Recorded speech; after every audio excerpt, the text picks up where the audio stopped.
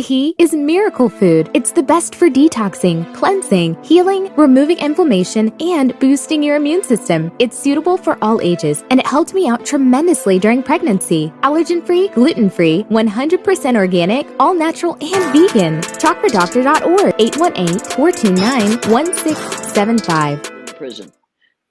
Our prison system is not a just system.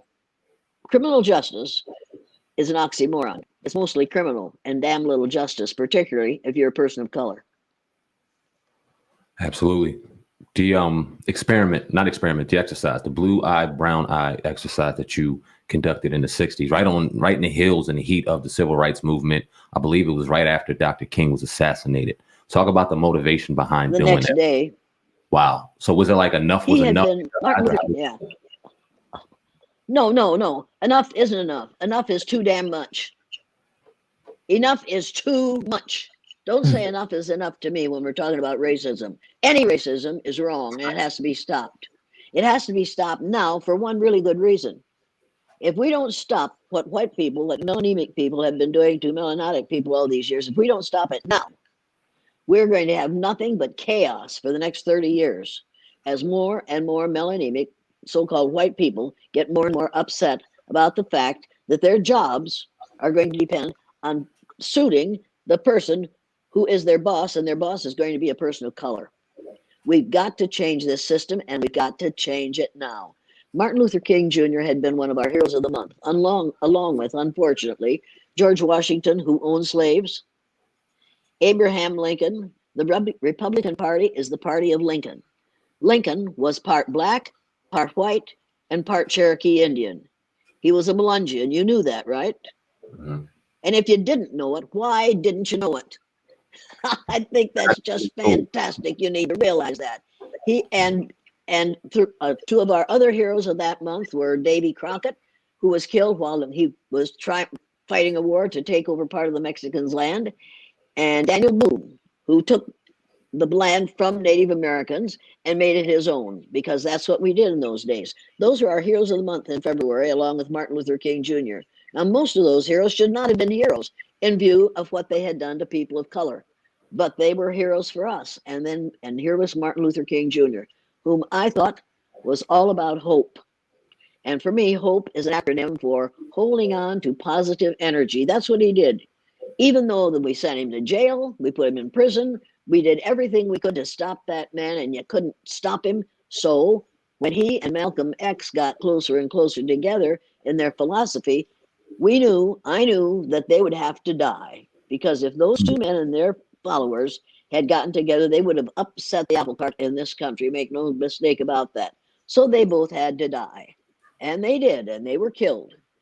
And my kids had thought Martin Luther King was something special. I came home from school that night. We were learning the Indian unit. We're studying the Indian unit. And we were going to put the teepee that my previous third graders had made, put it up in my room. We were going to paint it with Indian symbols. I do the thing that you for the Indian unit. And as I came in the front door of my house, the telephone was ringing. I answered the telephone. It was my sister.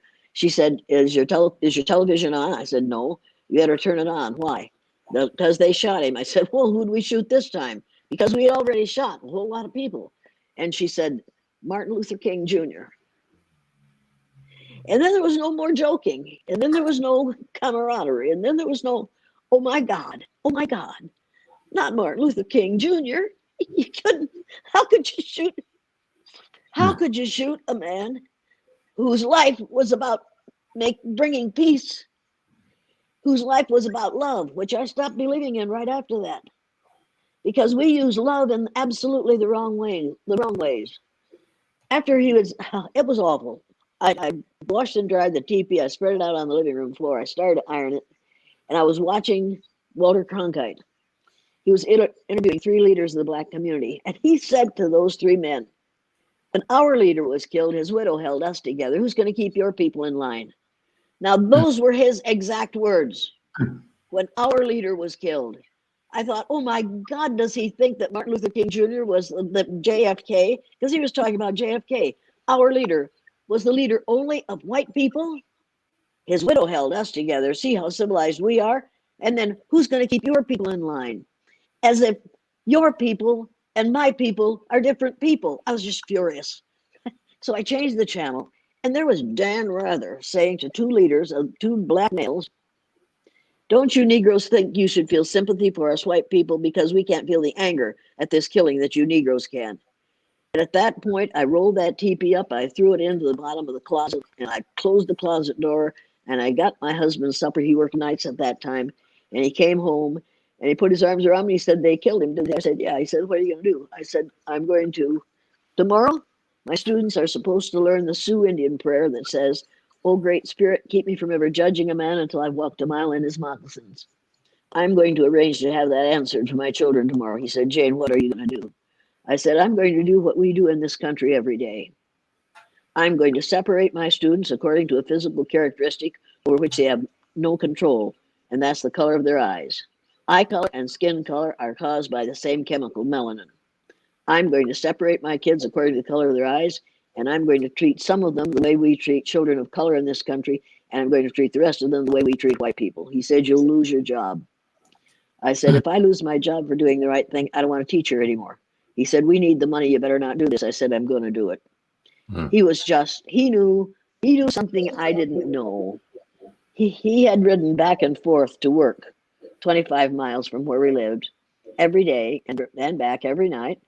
And he had listened to the remarks that the people, the men who lived in that area, were making as he rode back and they rode to and from work. And he had heard the things they were saying about Martin Luther King Jr. on the way home from work that night. And he knew that it was going to get ugly. And he knew that we were in big trouble if I did that exercise. I didn't know it. If I had known it, would I have done the exercise anyway? Oh, yeah, I probably would have. Yeah, I would have. Because as a teacher, I could have just let that go. As an educator, I couldn't. Because you see, the word educator comes from the root duck deuce, which means lead, the prefix e, which means out, the suffix ate, which means the act of, and the suffix or, which means one who does. An educator is one who is engaged in the act of leading people out of ignorance. And you can't lead people out of ignorance if you're teaching them that if you're white, you're all right. If you're brown, hang around. If you're black, get black. You cannot lead people out of ignorance by doing that. And you can't lead them out of ignorance by teaching them that Christopher Columbus discovered America. You can't discover a place where people are already living. They discovered it before you got there. And this land was discovered by people from Africa about 10,000 years before Christopher Columbus was a gleam in his father's eye. We have been teaching the wrong thing long enough now. So I went to my classroom the next day, and my kids and I talked about this killing, and I asked them whether they had any idea how it would feel to be something other than white, and they didn't. Did they want to know? Yeah. It sounded like that. It'd be fun. So I said, well, we decided we could judge people by the color of their eyes. And we judged people by the color of their eyes for that day. First day, brown-eyed people were on top, blue-eyed people were on the bottom. I was unfortunate enough to be born blue-eyed. So after I got them all settled into the right places, the blue-eyed people in the back and the brown-eyed people in the front, I said, now, blue-eyed people aren't smart as brown-eyed people, they aren't clean as brown-eyed people, they aren't civilized as brown-eyed people. These are the things I've heard about black people all my life. And at that point, little 9-year-old Debbie sitting in the front row, brown-eyed 9-year-old Debbie, looked up at me and said, how come you're the teacher here if you got them brown eyes? Blue eyes. How come you're the teacher if you got them blue eyes? And I thought, oh my God, there it is. That's how it works. Now she has the power to confront me, to argue with me, to challenge me because I have the wrong color eyes. I learned more that day than my students did. It was absolutely amazing. I learned about my students. I learned about my peers. When they found out what I was doing, I told them what I was doing in the teacher's lounge. One of the third grade teachers, who was about 54 at the time, said, I don't know how you have time for all that extra stuff. It's all I can do to teach reading, writing, and arithmetic. Well, she hadn't done that yet, as far as I was concerned. And the other one, who had been molding young minds in that community for over 30 years, said to me, on the day after Martin Luther King Jr. was killed, I don't know why you're doing that. I thought it was about time somebody shot that son of a bitch. Now you tell me how a woman with that attitude could possibly teach in a non-racist way. She couldn't, and she didn't. And so I was seen as a real problem among the staff, among the faculty from then on, because I would tell my students things that they should remember, and they would remember. In fact, when they got up to junior high, the junior high teacher came down to the lunchroom one day when my sister was substituting, and said, the worst thing just happened in my classroom, and I don't know what to do about it. My sister said, well, what happened? She said, I used the N-word. She didn't say N-word. She said the word.